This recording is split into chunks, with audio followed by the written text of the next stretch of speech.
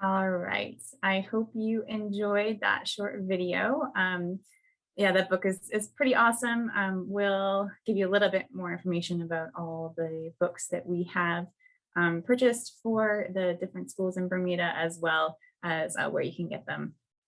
So if you're just joining us, welcome. Welcome to Common Ground, Encouraging Advocacy.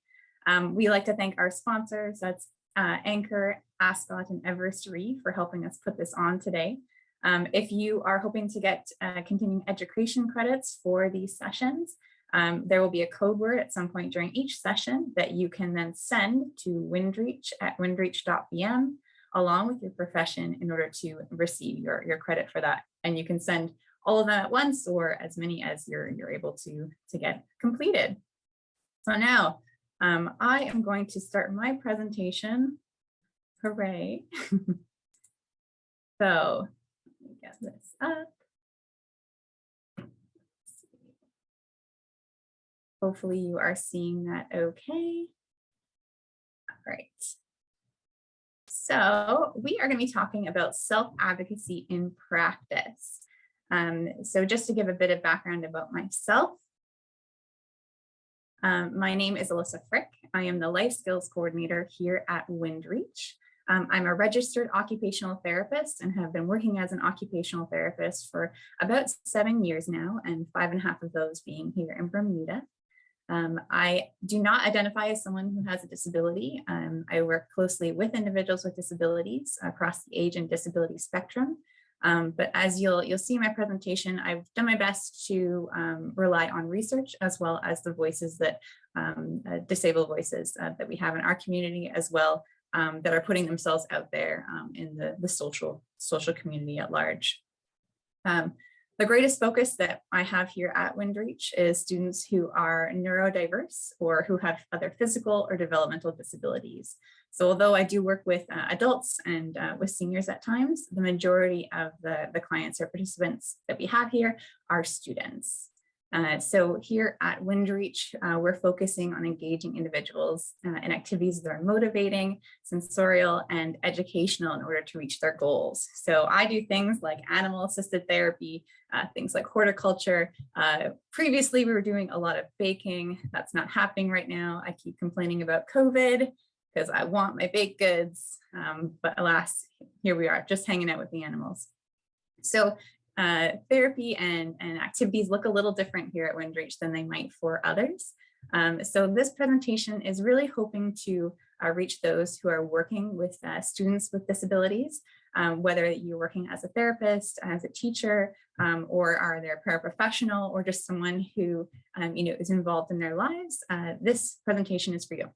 So how we can encourage self-advocacy in our students' lives. So as you can see, our objectives here, just going to close all these screens. So to understand why we need to incorporate self-advocacy into treatment plans and individual education plans, be able to identify typical behaviors indicating self-advocacy in action, understand how communication underpins self-advocacy, a greater awareness of what we do in sessions that can actively hinder self-advocacy, understand how to promote self-advocacy in goal setting and in what we do. So just so we're aware, I won't be able to see the chat while I'm presenting. So if you do have any questions, you're welcome to share them at the end, but I will be looking at the presentation for now. Button won't go where I want it to. Okay. So what is self-advocacy? We've already talked quite a bit about self-advocacy in general today, but just to define it, it's the action of representing oneself or one's views or interests. And that can look like a lot of different things. And Ash went in depth into that when it came to the medical world. So being able to say what you do and do not want to happen to your body or your physical body when it comes to medical procedures. This also plays a part in life decisions. So where you would like to live, what kind of relationships you have, what the boundaries for those relationships are, as well as, again, as Ash talked about is professionally, advocating for oneself in the workplace as far as accommodations that are needed, as well as how you would like to be related to in those professional situations. So that's what self-advocacy is in a nutshell. But why is it important? Why do we want to cultivate that in the students that we work with or that we relate to? So in a study in, I believe it was 1998, they surveyed individuals with intellectual disabilities and found that those that had higher self-determination, which self-advocacy is a component of self-determination, and perceived autonomy, that was a predictor on overall rating of quality of life. So the higher they rated themselves that they were self-determinant and they had autonomy, the greater quality of life that they had in this survey. So there is definitely a link between how in control you feel about your life and what happens to you and your overall quality of life. So that's kind of what the nutshell is, that we need to help our students foster that self-advocacy in order to have a life that they feel has a higher quality.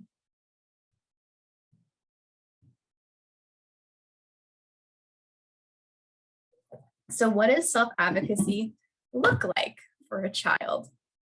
Now, I have a toddler at home, and I will probably be mentioning him because he is a fabulous self-advocate. He is. This is why toddlerhood is so emotionally and behaviorally messy. They are learning how to say what they would like and what they would like to do. We're going to go through kind of very briefly the different stages of childhood as we move through different ages. One moment, please. Oh.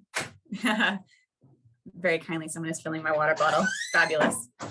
So we're going to go through the different stages of life as you grow, from infants to toddlers, early childhood, middle childhood, and adolescence, and how self-advocacy is fostered through those different ages and what it can look like.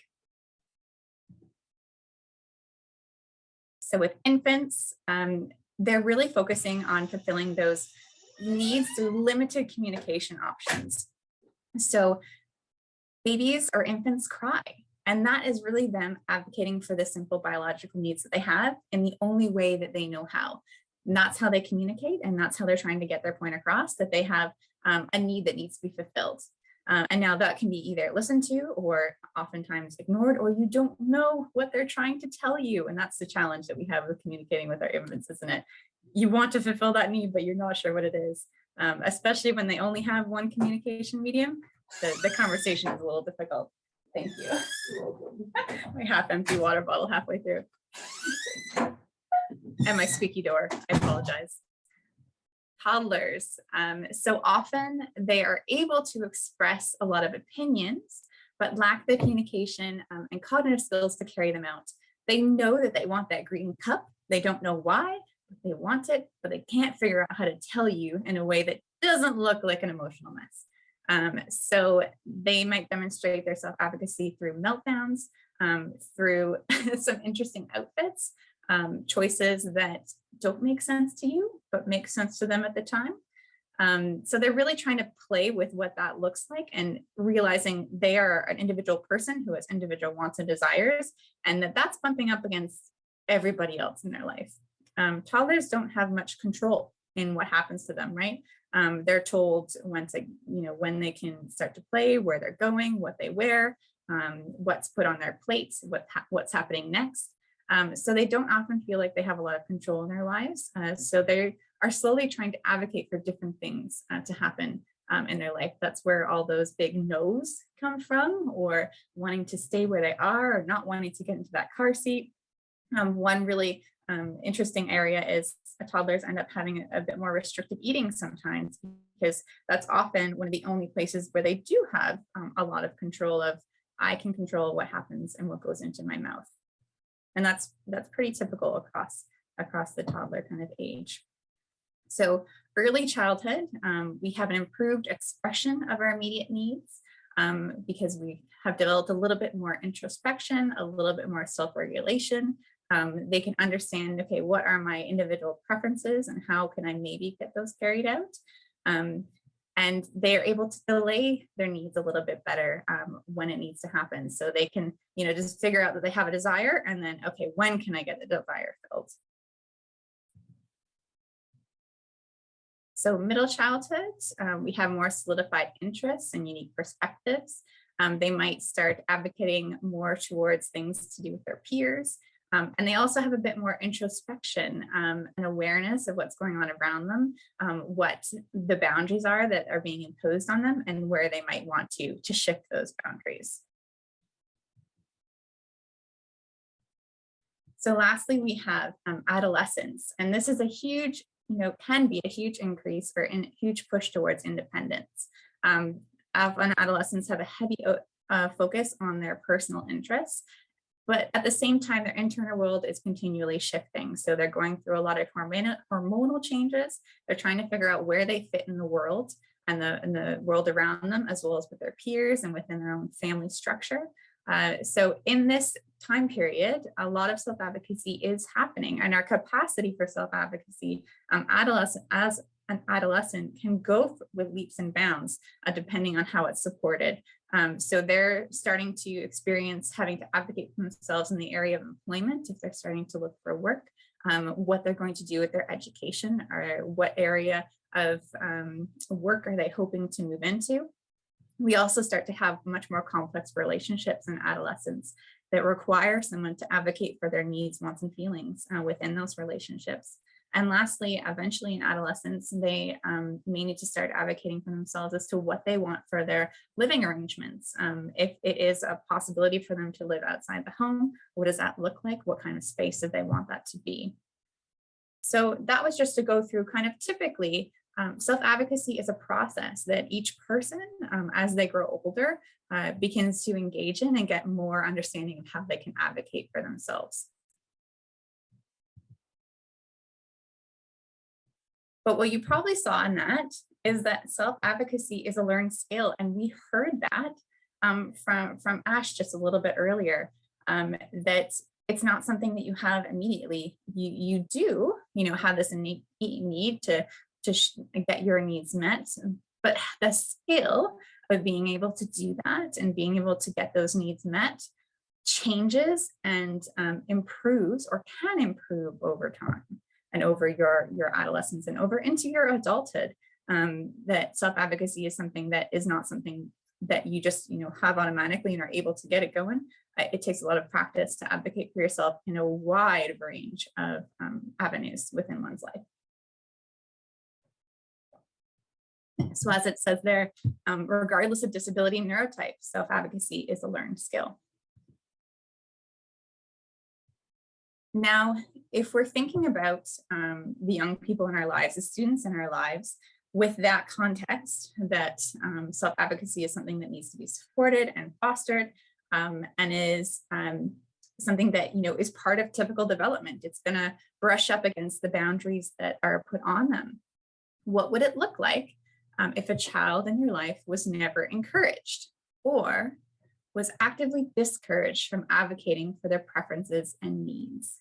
So whatever those preferences are, or what their needs are, they were discouraged from speaking those, discouraged from having their voice heard in those areas, and not supported to do that. What would that look like? Would they have great advocacy skills as they enter adulthood? Would they be able to identify their needs and identify how to get those needs met? They would probably have a lot harder time to do that.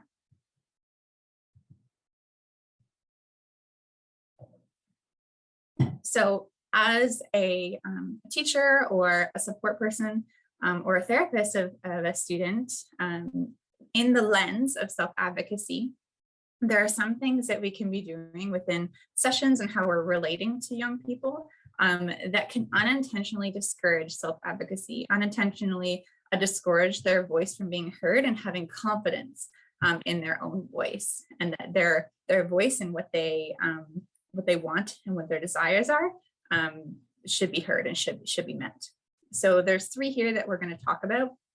So reward-based activities, as well as if we're talking specifically about those on the autism spectrum or autistic individuals, masking neurodiverse behaviors, as well as using hand-over-hand techniques in a large way. So we'll go into some of those and why that might be discouraging self-advocacy for that student. So reward-based sessions. So this looks like offering a preferred object, a treat, or an activity only after completing a requested action or behavior. So Johnny, if you do this worksheet, we can go get something from the treasure box. Or if you try and, in my case, if you try and go pet the bunny that you're terrified of, then we'll get to go play on the playground, but only if you go and do that thing that you don't want to do.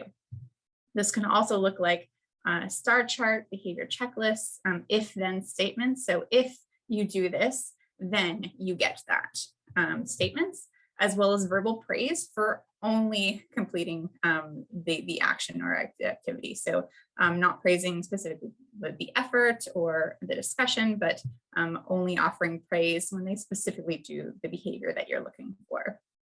So the reason that this can be a challenge towards developing self-advocacy is the person is not learning to initiate an action through internal motivation. So the second that motivator, that external motivator, that reward, that treat, that time in the playground is gone, are they going to do that activity or action that you're hoping that they'll do? Are they going to repeat it in other spaces and other places? Is that learning just because you've required it of them, or are they actually learning that action and taking it on board? Or are they just relating that action to the other reward?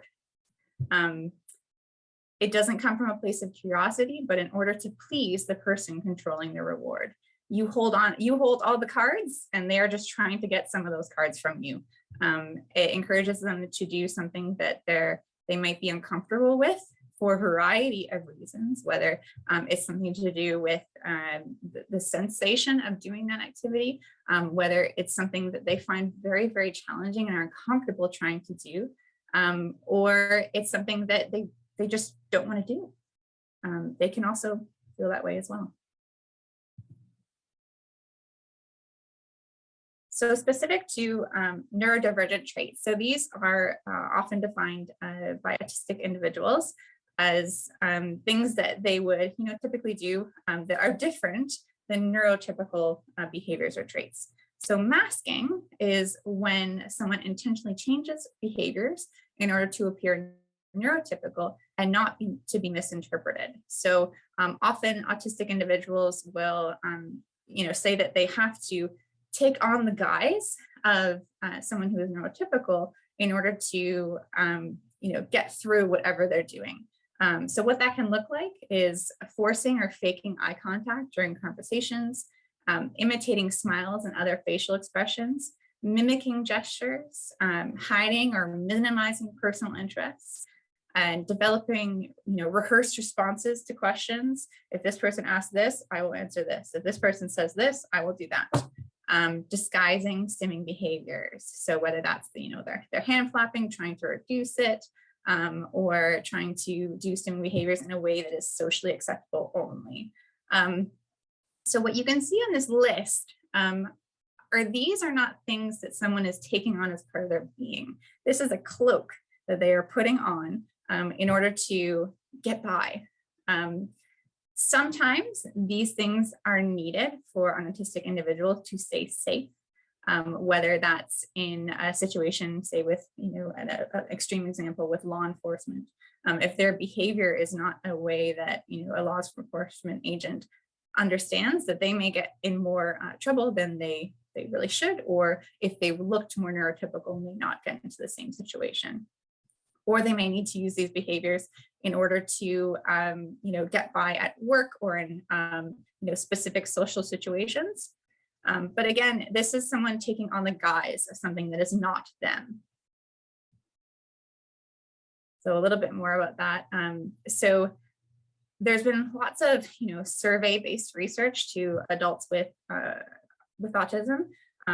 to ask them about these masking things that they do, how that affects different things about their life. So in a look at all of these things, a lot of autistic adults have said that are major masking, so doing this a lot in their life, can lead to things like exhaustion, stress and anxiety, depression, feeling of a loss of identity, as well as an increase in risk and suicidal thoughts.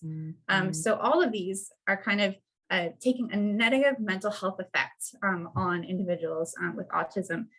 So like I said previously, some of these things need to happen in certain instances, either to keep them safe or whatever it is. However, if you are working with someone who is autistic, and this is what your goal is for them, unless they've taken that on as something that they want to do or learn how to do, you're in a sense telling them that the behaviors that are typical for them, the behaviors or the mannerisms that they enjoy and are part of their natural state, are not appropriate, are negative, are not what is acceptable. So if you are constantly told in therapeutic sessions or in school that the way that you exist is not correct, the way that you feel that you should act is not correct, how is that going to affect how you view yourself, as well as how much you're going to speak up about what your needs are and what makes you feel well and makes you feel positive in any life experience. So the last one here is hand over hand techniques. So hand over hand techniques is where a teacher or other adult places their hands on the hands of a child and moves their hands through an activity being taught. So this can look like literally taking your hand, holding the hand of the child and moving it to do an activity. In my realm, taking a child's hand and moving it towards the animal so that they can put their hand on the animal and give the animal a pet. This is a tricky one. It can lead to individuals to feel as though they are a passive participant in the activity. They, as a person, don't exist. You're just moving their hand to do whatever it is you would like them to do. They're not, invested in what the activity is. It does not allow a person bodily autonomy. They don't get to make the decision of whether their body is doing whatever it is that you are hoping that they will do. It's essentially telling the person that they're allowed to be physically moved to do something, even if they have not communicated a desire to do so. So if they have not communicated that that's something of interest, you are physically moving them to do that. You've taken away their consent. You've taken away their ability to say no in that instance.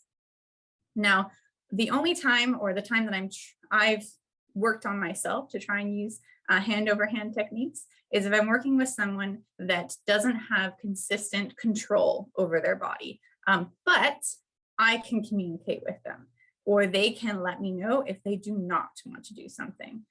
So as an example, there's one individual that we do work with who doesn't have as much physical control of their body, but through their facial expressions, I know that they're very interested in doing whatever the activity is. But I also can tell when they are not. They can tell that through their eye movements, through the emotions that they're putting out, through the sounds that they're making, that they do not want to be involved in whatever the activity is.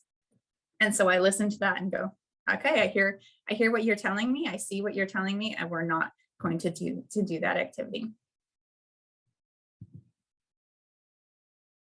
So all of those really raise often concerns about consent. So if you take that all together, what happens if you are constantly experiencing the following? You get rewarded if you do something you don't like. So you should pretend what you are feeling doesn't exist to make other people comfortable. So how you would like to exist and what you're feeling should be put down to make other people comfortable. And then other people, especially those in a power dynamic, are able to move your limbs to do something And essentially, you are not allowed to protest because that's considered, some other behavior, or they're going to try and move your limb again anyway. So you're really not getting a chance to say what you feel in that. So I bring all that up to kind of discuss this point. Individuals with disabilities in this study, so the Ambroski et al. Did a meta-analysis of research on disabilities and sexual victimization. And through a large number of studies, what was found just kind of across the board is individuals with disabilities were at significantly higher risk for sexual victimization than persons without disabilities. And that's a huge thing. Vulnerable populations just in generally, or minority populations in general, are far more likely to be victimized in a variety of ways, and individuals with disabilities are no exception. So with what we've been talking about, we're kind of setting them up to not understand what the boundaries are, to not feel that they're, that what's uncomfortable for them should be respected and should be voiced, and kind of sets them up for this to not necessarily happen to them in any way. But if were something to happen, that they may not recognize that is an issue or understand what those boundaries are.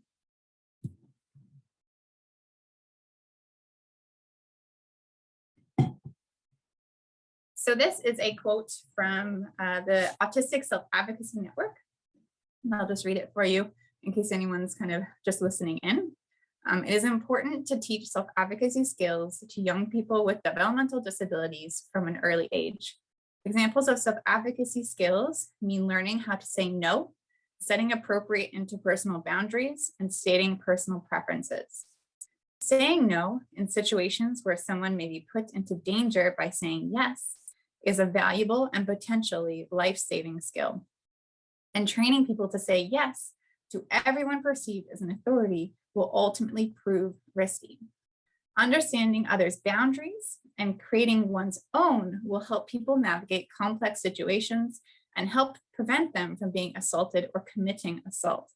Learning how to state personal preferences will be useful in determining the course of one's life.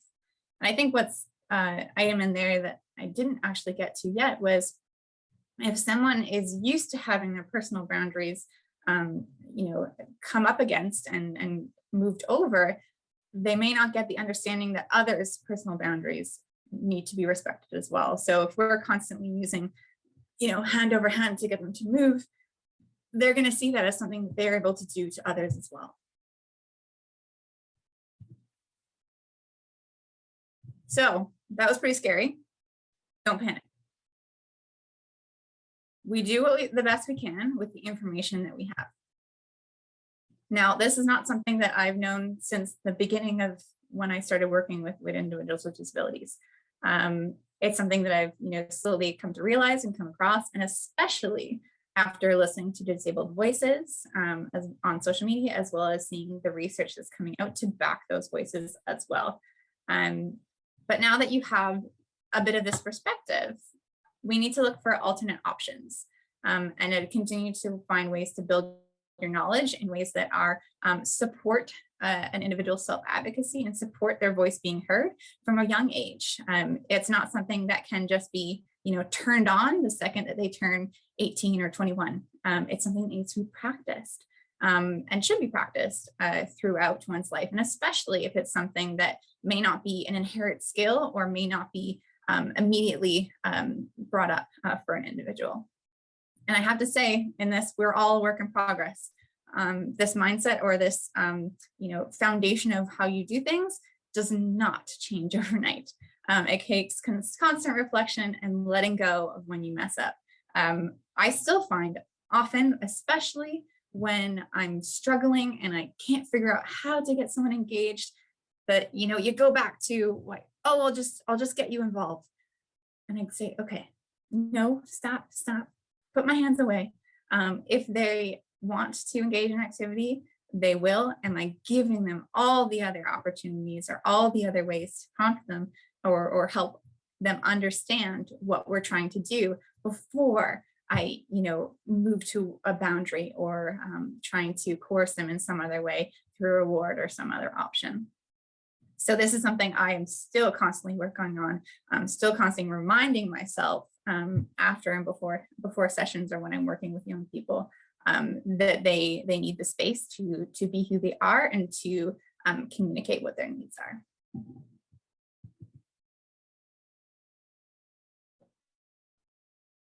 So how do we encourage self-advocacy?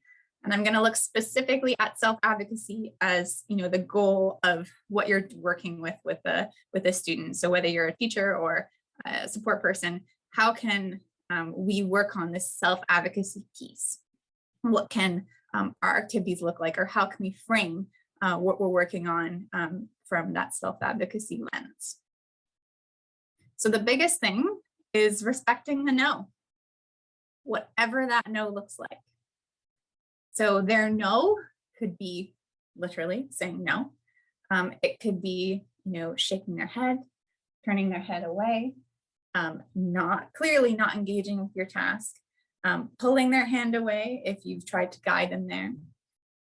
They're clearly communicating something to you, and we need to honor that communication. So what I'm often doing if I'm, finding that I'm getting a no is, oh, I see that you're shaking your head. I'm going to take that as you saying no, that you don't want to do this activity. Maybe not in so many words, but really letting them know that what behavior they're giving me or what movement they're giving me is telling me something. They're communicating something to me, and then I will respect that communication. So before I go and try and find ways to, force them to complete the task as planned, saying, oh, if we do this activity, then we can go on the playground, or you'll get to do that one fun thing only if you do this. I try and reframe my activity, right? What about what we're doing do they not want to do or they cannot do? Is there something about, the meeting between the student and the task that is not working? Whether it be something to do with the sensory aspect, the environment that we're doing it in, is this too complex? Do we need to break it down smaller? Are they not feeling well? Is there something else going on that tells you, or that's telling them this is not something they want to be engaged in? So doing this, respecting the no, builds trust that their boundaries will be respected. And over time, that no might move to a yes without needing to coerce them. They might see you or start to see you as someone that will respect when they've made a decision, right? And that you are a safe person to try things, that the second that they feel that it's not working or they're uncomfortable, that you will respect a change in what they're saying or what they're doing. So I do have a caveat down there. There's a difference between, respecting the no when it comes to engaging in something versus, we do have to get on the bus or something along those lines, as well as in the case of a meltdown, so or complete dysregulation, we're focusing on safety for themselves and others. So them, hurting themselves or hurting their others is not something that's going to be okay. We're going to make sure that everyone is physically safe. We're going to allow them to have those emotions and have those feelings. And when they're ready, we're going to respectfully re-engage or wait for them to re-engage. Hopefully with any individual that you're working with, you understand or know, or they're working to know their likes and their dislikes, what helps calm them, what helps engage them, what their interests are, so that you can use those tools to help re-engage them after a meltdown or complete dysregulation.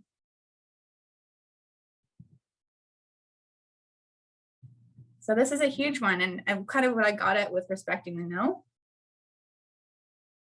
Communication is key. Your first goal is to find a way to communicate. So this can look like many different things.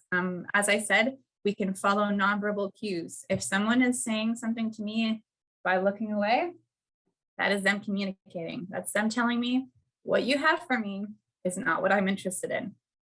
And really letting them know that I hear that I'm seeing what they're putting out there, and I'm seeing that they're communicating something to me. So some other options that you have is augmentative or alternative communication, either an app or manual based. And this is something that is a two-way street. So any communication that you want a student or an individual to engage in, you also need to engage in that so that they see that you are a safe person or an equal person in interest in communicating with them. Sign language is something fabulous to be taught and to be used, as well as, if they are able to, using verbal communication. So communicating everything that you are doing within a session and using all those keywords as much as you can. The one important thing I think to note for communication is it fluctuates. What someone is able to communicate fluctuates throughout their day as well as how they're feeling. So many autistic individuals, and I'm pulling from voices that I've found online, that they find that they might be something called an intermittent communicator. They are able to verbally communicate in some instances, but if things they get more dysregulated or there's more sensory things going on, they may lose that skill in that moment. So we need to be okay with that communication looking different across what we're working on. And especially since often when we're working with students or working with young people, we're asking them to often do something that's difficult or try something new. And that can cause, already a little bit of a heightened stress and reduce their ability to communicate in the way that they may have in a less stressful experience.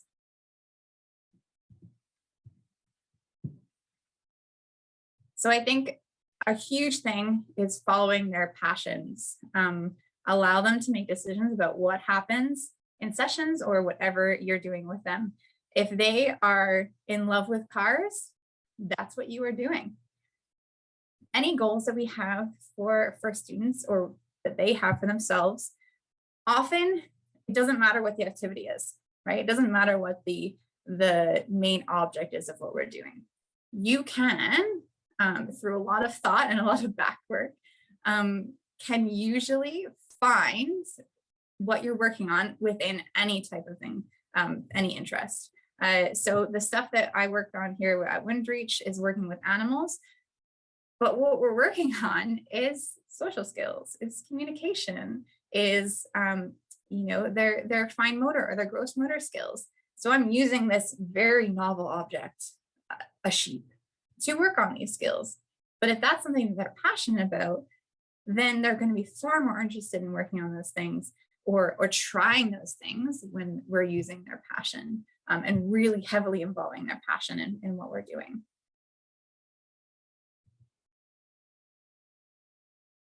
So this is another a great kind of concept that I stumbled upon, and is both involved, or is it both a theory for teaching as well as one that is championed for allied health. So I know with the Americans, the Occupational Therapy Association in the US has really championed the strengths-based approach. So instead of focusing on the deficit, understanding and recognizing their strengths and using those to build on and improve their ability to access their goals. So as it says on the slide, instead of what's wrong, figuring out what is working already. What do they already have in their repertoire that we can use to reach the goal, right? Because the thing that we're trying to achieve is not, better writing. It's communication. It's being able to get their voice heard. It's being able to get their point across in any medium. So if they're having a huge challenge in that area, what's already working? How can we get that actual meat and potatoes goal done instead of really focusing on the thing that is the most difficult for them? Because sometimes that difficult thing, once we focus on a strengths-based approach, we'll carry along with it. We will start working on that intrinsically as well. And I will, in this part, kind of bring up just from my own experience. So I was that child, and I grew up in Canada. So in grade 2, grade 3, I think you're about 7 or 8, I was failing, absolutely failing school. I had a huge difficulty with spelling. I failed phonics. That's what I always say.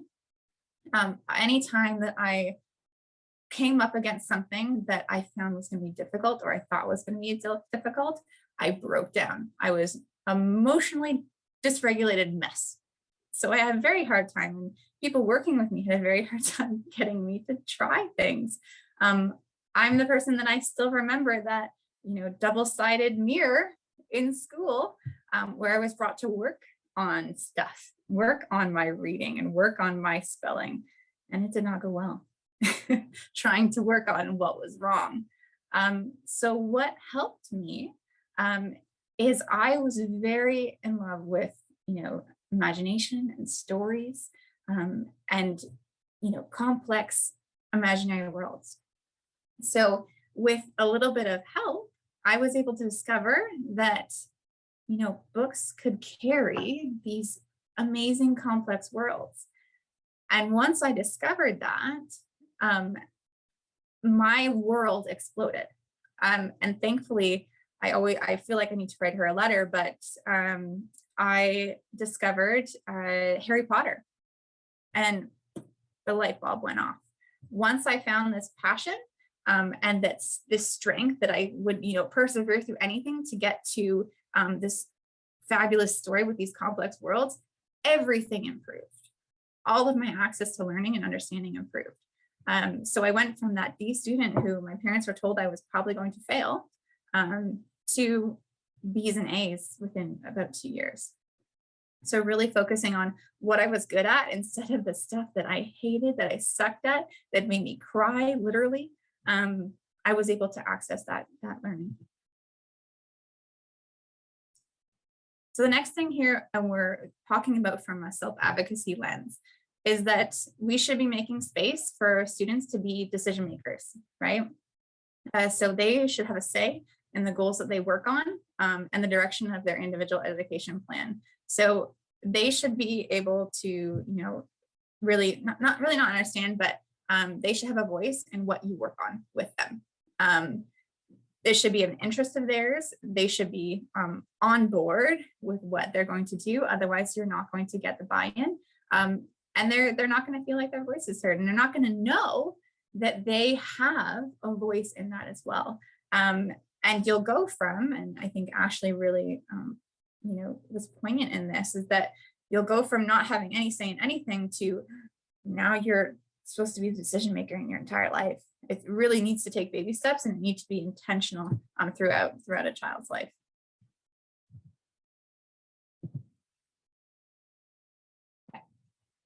So how do we include this in goals directly? So how are we going to get self-advocacy into our goals? One area that really is important when it comes to being able to advocate and understand yourself is emotional regulation. So understanding what your feelings are, what your emotions mean, and getting that out there, understanding what it means to be uncomfortable, how to work through that, and how to communicate those feelings. Being able to identify your preferences and communicating them. So knowing what your preferences are and telling people what they are, whether that's your preferences in, what your schoolroom might need to look like, what your preferences are for learning. So, I might be someone who needs to wear ear defenders in order to function well in a classroom because the noise is too much. But if I have those, I can function. The last one there is goals around setting boundaries. So having them practice being able to say, no, this makes me uncomfortable, or whatever it is, setting boundaries with themselves and setting boundaries with others, and having those clearly laid out is going to help them understand how they can advocate for themselves and to incorporate that kind of into their daily lives. So that is what I have to say on that. I'm going to stop my share somehow. Where is it? There it is. All right. So hopefully we can have Jessica come back up. I'm going to make another massive sip of water. Hello. Awesome job. Thank you so much. Yeah. All right. Go ahead, Jessica. I was just going to say, one of the things that, I really took from that was, really making sure that you take the time to learn how different people communicate and really respecting, what that is and what that level of communication is on that specific day. So I think that was really awesome. Yeah. And I think that is true across everyone. I mean, I'm not going to compare to someone who, is autistic and might have that in a much more extreme way. But, if you are extremely angry or upset about something, your vocabulary and how you were able to define an argument goes out the window. So to expect someone who might have difficulty with regulating themselves or regulating their emotions to maintain the same level of communication across different stressful situations, whether they're tired or whether, what's happening in their environment that moment is more difficult, is not reasonable. And we make accommodations for people in general in this area, right? If you know that someone is getting upset, we often use the terrible word of calm down, but we need to give people space to take a breath and to regulate themselves, right? Yeah, for sure. So, I'm just going to look in the chat here. So many older students struggle with self-advocacy, yes. I believe that they should have more input in IEP meetings if possible. Yes, I agree. And I really think that can happen earlier than you think. As was said in our, oh yeah, thank you. I'm getting reminded to do my code word, which I'll do in one moment. But if you remember in our first presentation, is one thing that I didn't mention explicitly is competence needs to be presumed. You need to presume that someone is competent and capable of making decisions. If information is presented to them in a way that they can understand, generally people can make decisions. Yes, we have to make some accommodation for when they're quite young or their cognitive capacity, but we need to really challenge our assumption that immediately they're not going to have, something to input into that discussion about themselves, the discussion about themselves and what the direction of their life is. So the code word for this session is empathy. So the code word for this session is empathy. And I will say these are words that are, I'm going to get the wrong word, but they are kind of directives for Windreach. We have a bunch of different ideals that we are trying to focus on, and empathy is one of them. So you can send this code word to Windreach at windreach.bm in order to get your continuing education credit for this session. And let's look back at the chat. Oh, sorry, core values. Tamalita has corrected me. Our core values here at Windreach, empathy being one of them. Thank you, Tamalita. So a wheelchair user involved with people tend to assume things and speak to your family or friends about you instead of asking you. So that's from Daniela Jade Lowe, an awesome speaker who's currently living in the UK, but is Bermudian. So yeah, just like you said, Daniela, and was mentioned, right? Jessica, you mentioned this, and Ash, Brady Kelly, everyone's mentioned this so far, that often it's assumed that you are not capable in the way that you are. So let's just cut that out, shall we? And that's another key thing is, really making sure that you take that time to respect that person for who they are and what they're able to do, and really just listen to that. Mm-hmm.